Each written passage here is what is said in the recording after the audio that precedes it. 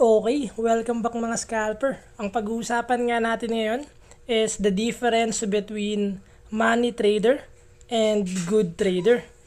Huwag na tayong magpaligoy-ligoy pa.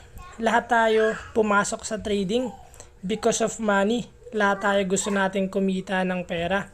But if you focus your trading career sa money, ay hindi maganda dahil ang trading is against human emotion. And alam naman natin na as human ayaw nating natatalo. So if you can't accept losing dito sa trading, hindi para sa'yo itong trading na to. And yun na nga, simulan na natin. So first, money trader. Bakit nga ba hindi maganda kung nakafocus ka sa money habang nagtitrade ka? The number one reason is because magiging impatient ka.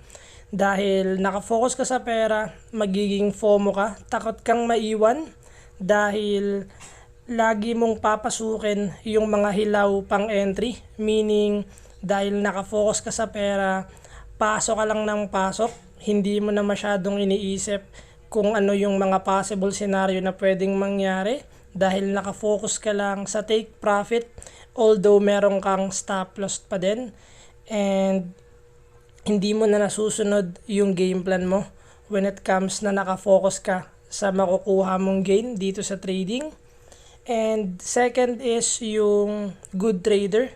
So good trader, hindi siya masyadong nagpapa-apekto sa pera or hindi siya nakafocus totally sa pera. Although meron pa ring emotion since we are trading a live money.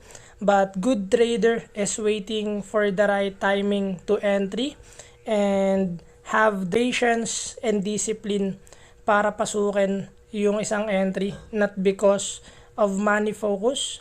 So sinabi nga natin na money will just follow if you have the patience and discipline to wait for the right timing, dahil ang trading is 90% waiting game. If wala kayong pasensya to wait for the right timing to entry sa mga strategy nyo, is hindi kayo magtatagal dito sa trading.